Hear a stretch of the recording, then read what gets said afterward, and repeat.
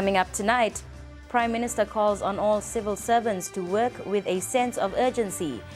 FEA access damaged transmitter site and donations begin to pour in. Good evening, I'm Sandra Assam.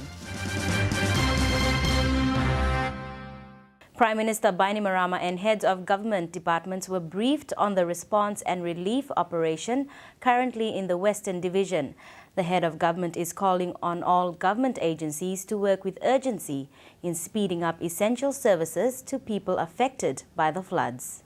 Prime Minister Bainimarama has requested key agencies on the ground to work with a strong sense of urgency in ensuring that essential services is provided to people in evacuation centres, communities and villages that have been affected by the devastating floods in the West. Speaking to heads of essential services in the Western Division, the head of government told representatives that essential services and aid needs to get through to the people and laxity must never be tolerated at all costs. I want to know how many 1 year, 2-year-old kids that you have in evacuation centers that have not been receiving SMEs.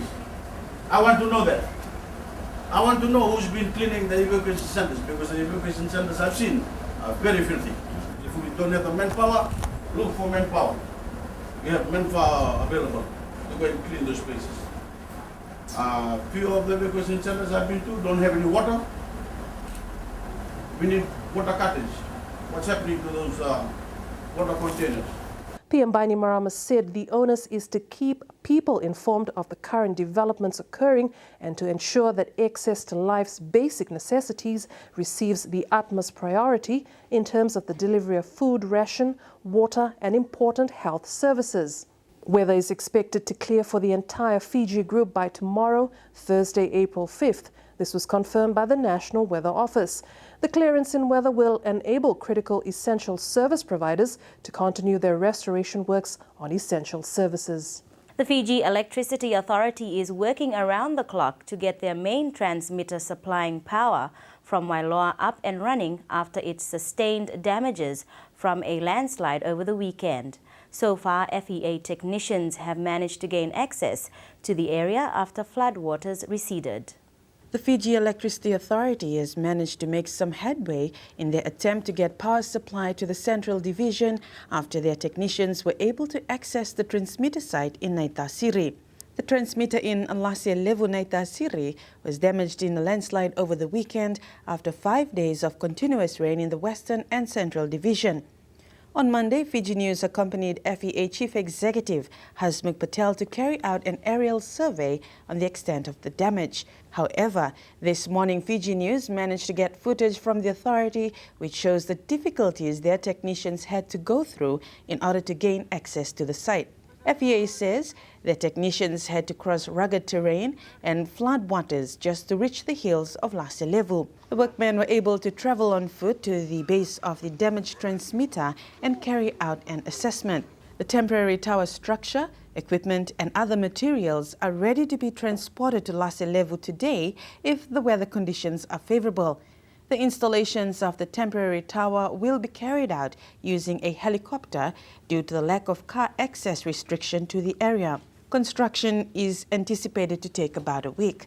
However, their attempts have been put on hold as landowners in the area have changed their minds and are demanding that FEA pay them more than the agreed amount if the authority wants to access the damaged area.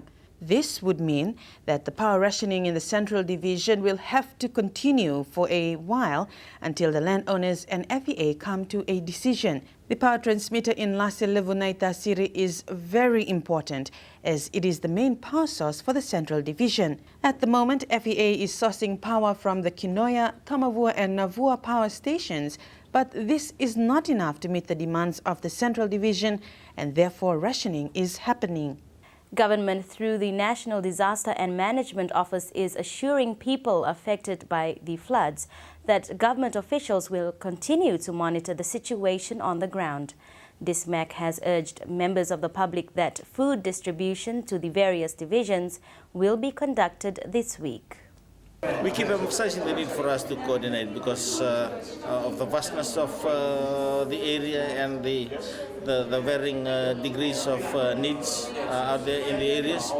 We need to be effective, we need to be fast in our delivery, and most importantly, we need to look at people equally and fairly. Everybody needs to be assisted in whatever area that they probably are in need of, and that is why we need close coordination. At the same time, we can economize and share resources as well, very important. So we are there to assist should they need our assistance as well. So again, it's very, very critical for us to coordinate.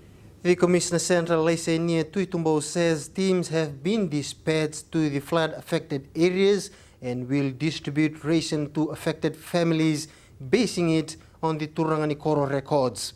For families along the Rewa River, people have moved back to their homes for cleaning up, and according to Mr. Tuitumbo, these citizens will also be taken into consideration during the distribution. Yesterday, for example, we went to Rewa. The Turanganikoro gave us the figures, because we get they are the main source of information, and he's well aware of the numbers that so we are working on that numbers. And this morning we went again and clarified to determine is it increase or decrease.